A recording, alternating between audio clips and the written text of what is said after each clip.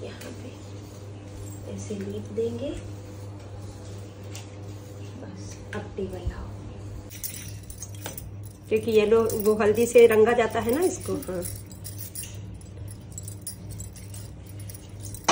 मान्यता है जितने बच्चे हैं उतने कटोरे होने चाहिए, लेकिन यहाँ मेरे तो राम अकेले हैं, तो मैंने 12 क्यों लिया, 12 मैंने इसलिए राम के लिए और राम के डैडी के लिए, मैंने दोनों जन की। अब छठ मैया के लिए भोग बनाना रहेगा, जिसमें कटोरों में चावल, समा का चावल और महुआ और दही, क्योंकि मैया को जो भोग लगेगा उसके बाद जो हम लोग फास्ट रखे रहेंगे, हम लोग इसी को प्रसाद के रूप में ग्रहण करेंगे। सारा दिन कुछ भी नहीं खाना है, बस यही खाना है, और जो लोग हमारी पूजा में आएंगे सबको यही भेंट भी करना है, सबको प्रसाद देना रहता है। श्रृंगार का सामान चढ़ाना रहता है, श्रृंगार का सामान मैं निकाल रही हूँ, फिर मैया को श्रृंगार का सामान चढ़ाऊँगी। श्रृंगार का सामान चढ़ाने के बाद फिर माला फूल चढ़ेगा, माला फूल चढ़ाने के माला फूल चढ़ता है।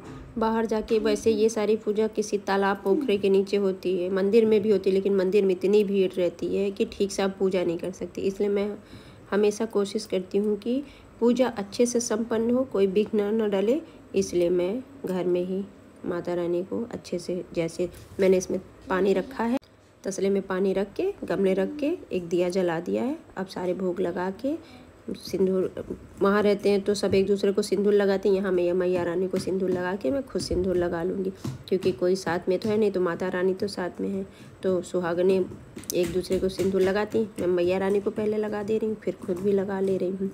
फिर सारी पूजा पाठ, और कहते हैं पूजा करने से पहले एक दिया हमेशा प्रज्वलित करके रखना, इसलिए मैंने श्रृंगार का सामान चढ़ता है माता रानी को पूरा, क्योंकि आप सुहागन है तो 16 श्रृंगार चढ़ाना पड़ता है, साड़ी चढ़ानी पड़ती है।